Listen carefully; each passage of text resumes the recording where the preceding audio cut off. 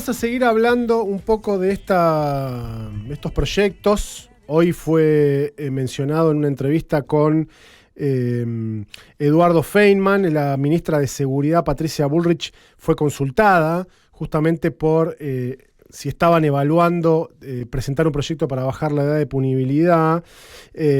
Nosotros hemos hablado aquí con la doctora Cesaroni, Claudia Cesaroni. Hemos hablado también con José Piñeiro, periodista de Río Grande, militante de derechos humanos en la ciudad de Río Grande, porque aquí cuando vino el ministro de Justicia, Cunio Libarona, en reunión con los jueces del Superior Tribunal de Justicia de Tierra del Fuego, planteó justamente que el oficialismo, el gobierno nacional, estaba trabajando en un proyecto para bajar la edad de punibilidad, y luego se conocieron declaraciones que hizo la colega Radio Provincia, el vicepresidente del Superior Tribunal de Justicia, el doctor Ernesto Loeffler, planteando que él estaba a favor, que él estaba de acuerdo con bajar la edad de imputabilidad, dijo él, y que entendía que era una contradicción que una persona de 16 años pudiera votar y no pudiera ser detenido por algún hecho grave,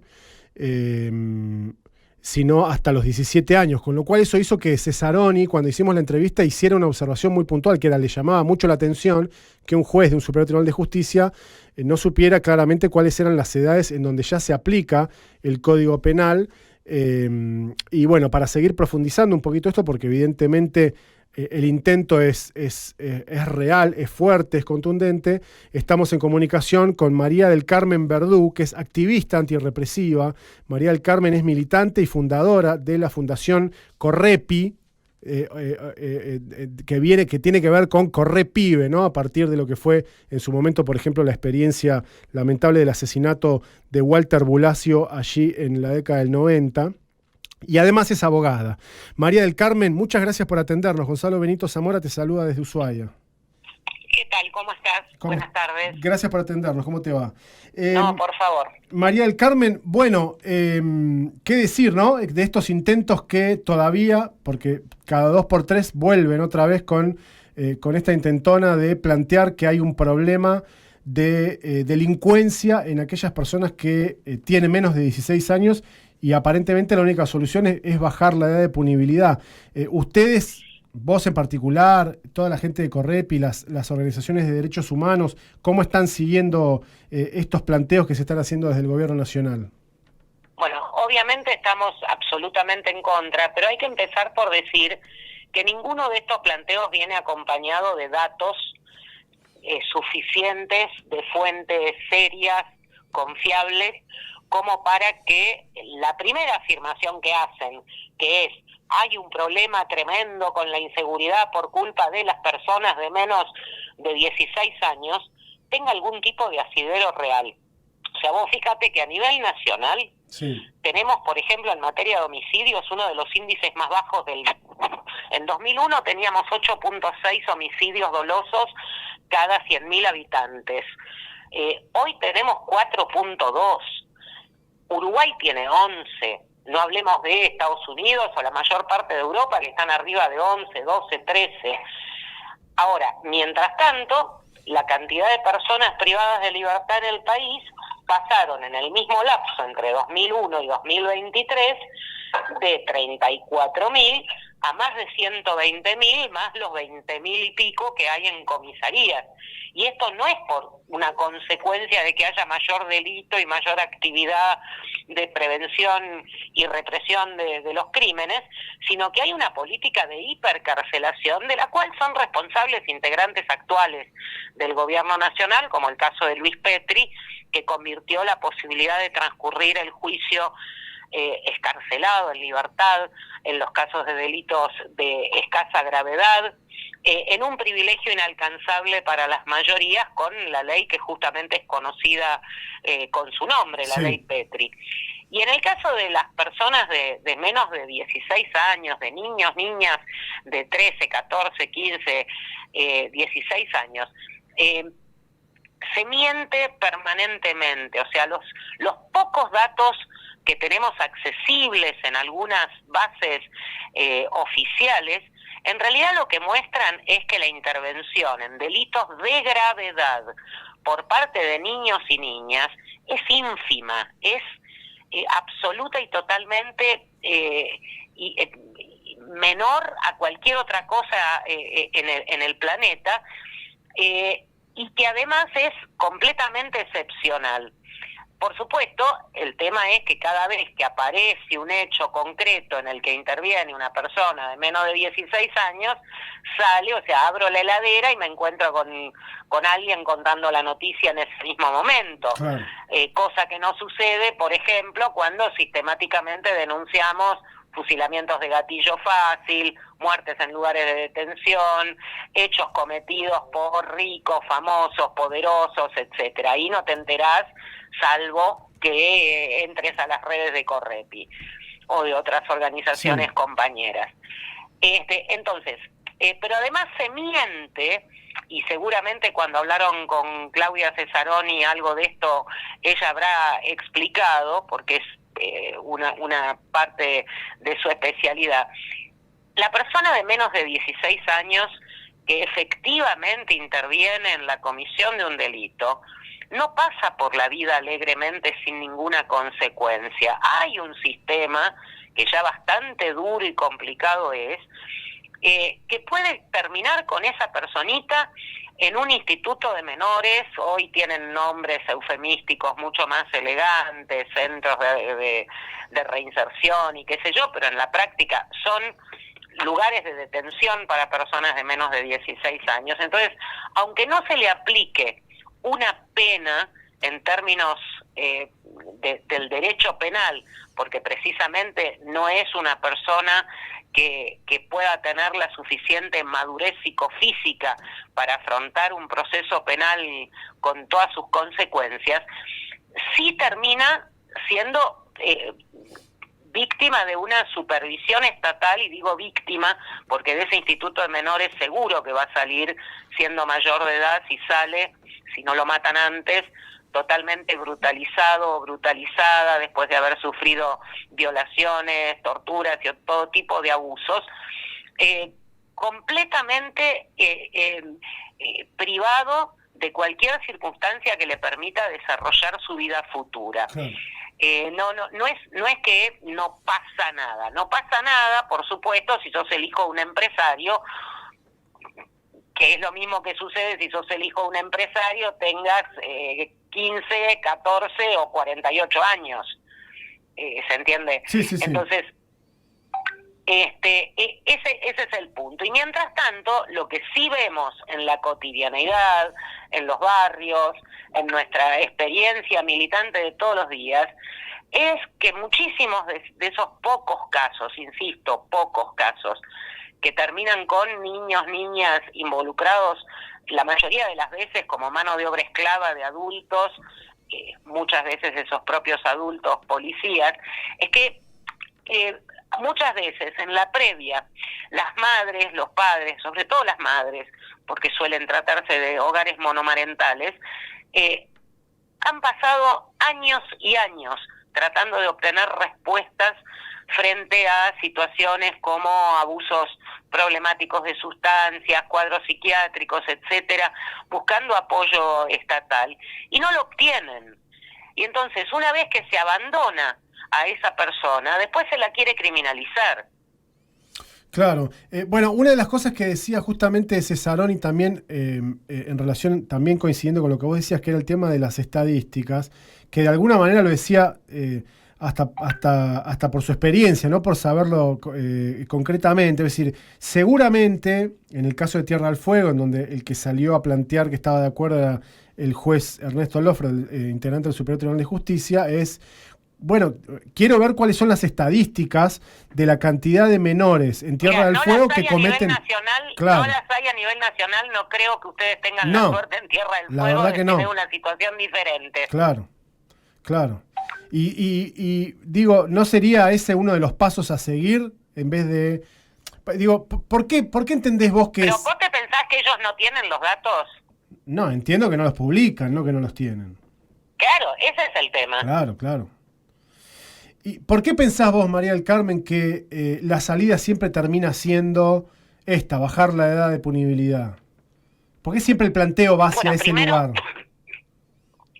A ver, todo va de la mano con lo que venimos viviendo. A ver, históricamente el tema de la baja edad de punibilidad de niños, niñas, adolescentes ha sido siempre un recurso de las derechas en su propaganda, porque le hablan a la gente a la que quieren cooptar desde el punto de vista de su consenso de un tema que les interesa, que es, che, no queremos que te afanen. Uh-huh. Entonces, cuando te mandan fruta con datos inexistentes, con cifras que no existen y demás, obviamente les sirve, y por eso es un tema que aparece sistemáticamente en los últimos 10 años en prácticamente todas las campañas electorales. Siempre hay un sector que empieza a batir el parche con este tema.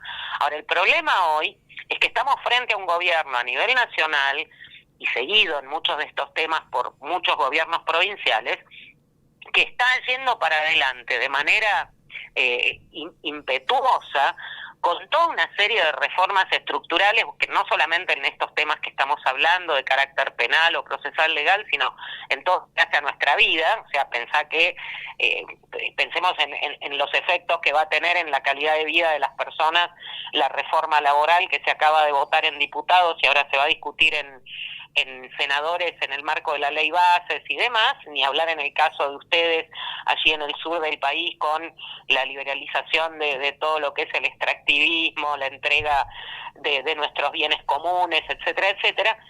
Pero en el tema penal realmente tienen una vocación represora, como no hemos visto nunca en nuestra historia en los pasados 40 años.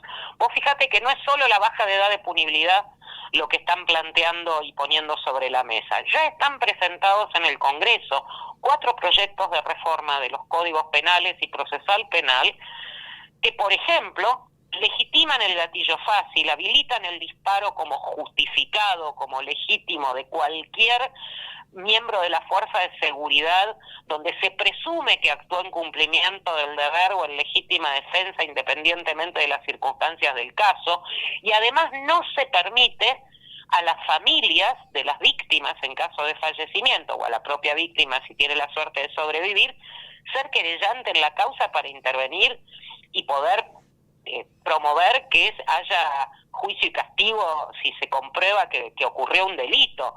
O sea, es aquella doctrina Chocobar de 2018, ahora nuevamente reimplantada a través de una de las resoluciones ministeriales de Bullrich, pero que se va a incorporar directamente al Código Penal, con lo que va a ser obligatorio para los jueces de todo el país. Claro. O sea, frente a semejante dislaste, por el otro lado, en el 99% de los casos de personas detenidas en el marco de situaciones de protesta o conflicto social, tanto marchas, movilizaciones, lo que fuere, o directamente 5 vecinos que se juntan en una esquina a cacerolear porque hace un mes que no tienen luz, lo que se les imputa a las personas que son detenidas es el delito de atentado y resistencia a la autoridad, una figura que es el caballito de batalla de cualquier detención en la que además te cagaron a palos, porque entonces justifican que estés todo machucado diciendo que hubo que aplicar la fuerza mínima necesaria para vencer la resistencia del incuso. Causas en las que después nunca hay condena porque nunca pueden probar que el hecho ocurrió, y por el contrario, las personas acusadas pueden probar que no estaban haciendo nada más que ejercer sus derechos constitucionales. Bueno, ese delito, con esta reforma que están promoviendo, va a pasar a ser un delito no escarcelable, porque le están subiendo la pena, en algunos casos hasta 8 años de prisión. Claro, es increíble. María, o sea, las 40 personas que hemos tenido detenidas desde diciembre, desde que asumió Milei, desde el primer cacerolazo cuando el DNU, hasta la semana pasada, que fueron detenidas y pudimos liberar al día siguiente, y que hasta el momento ninguna ha tenido consecuencias penales porque en ningún caso han podido probar un delito, estarían presas. Bueno, mira, justamente quería hacerte una consulta respecto de estos 6 meses ya casi de gobierno de Javier Milei respecto de datos. Viste que, o sea, hay en muchas cosas en donde los datos se pueden contrastar fácilmente con el gobierno anterior, más allá de que, por supuesto, coincidirás conmigo en que el gobierno anterior lejos estuvo de ser una panacea, pero algunos datos se han agravado. ¿Ustedes ven que que lo que tiene que ver con la política represiva también se agravó o mantiene una tendencia? No, estamos en una situación completamente excepcional. A ver, hablemos de gatillo fácil, por poner un ejemplo bien concreto, donde además no hay posibilidad de error porque están los cadáveres para contarlos. Sí. Desde el 10 de diciembre del año pasado a hoy, el nivel de incremento de muertes por fusilamiento de personas desarmadas ha crecido de manera exponencial, superando incluso los números en el mismo periodo de estos pocos meses del gobierno de Macri Bullrich, que ya era el más alto de la historia. Sí, y hablamos de personas asesinadas por efectivos de fuerzas de seguridad. Sí, o sea, el gatillo fácil se define como el fusilamiento de una persona desarmada que no causaba peligro alguno, que se escapaba, que corría, que lo que fuere, pero que no estaba atacando, y mucho menos, y que estaba desarmada básicamente por un miembro de una fuerza de seguridad. O sea, nuestro archivo de casos no es un conteo de civiles muertos en cualquier circunstancia, claro. sino exclusivamente los que califican como fusilamiento. Y ya es más que en el peor momento del gobierno de Mauricio Macri, que fue el peor de la historia. Si comparamos estos 4 meses con los 4 meses iniciales de Macri, estamos por encima.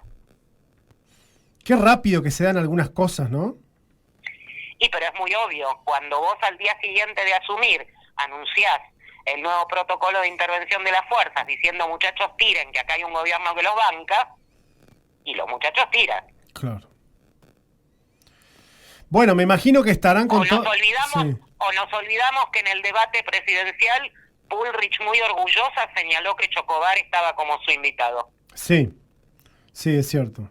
Bueno, el otro día cuando salió este fallo que en realidad no lo absuelve a Chocobar, la propia ministra hizo un comunicado, hizo un videito o algo, no solamente Bullrich, mintiendo directamente, ¿no? Petri, todos salieron a festejar y tuvimos que señalar desde Correpi y muchas otras organizaciones, muchachos, no se apresuren a festejar porque acá no se absolvió a nadie. Lo que la Cámara de Casación dijo es que la sentencia era un mamarracho, sentencia que lo había condenado a 2 años de prisión por exceso en el cumplimiento del deber, y se va a hacer un nuevo juicio. Claro, y en ese nuevo juicio la familia sigue pidiendo perpetua. Claro, y el hombre sigue imputado y procesado. Por supuesto. Claro. Me imagino, María del Carmen, que estarán entonces con todas las alertas encendidas para cualquier posibilidad de discusión de este tipo de proyectos en el Congreso. Mira, a ver, es difícil ponerlo en palabras porque nos hemos quedado sin adjetivos a esta altura del partido, pero tenemos una sensación de agobio de que apenas si nos dan las pocas fuerzas que tenemos para abarcar toda esta enorme cantidad de hechos gravísimos que vienen sucediendo, que por un lado, por supuesto, te angustia, por el otro lado, te impone que hay que estar al pie del cañón todo el día tratando de dar respuestas. Afortunadamente ha habido hechos muy esperanzadores, como por ejemplo que se hayan constituido muy rápidamente espacios de coordinación entre todas las organizaciones del campo popular, como la Red Federal de Defensa de los Derechos Humanos y la Democracia, como la campaña que estamos llevando adelante muchísimas organizaciones para tratar de evitar que el DNU continúe vigente o por supuesto que se termine sancionando la ley bases, y también el lunes que viene justamente a las 6 de la tarde estamos lanzando una campaña, hemos convocado a una reunión en la FAPREN, la Federación de Prensa de Buenos Aires, a las organizaciones y organismos de todo el campo popular contra justamente estas reformas del Código Penal. María del Carmen, gracias por este tiempo y siempre estamos atentos a lo que ustedes puedan decir. Muchas gracias, hasta luego.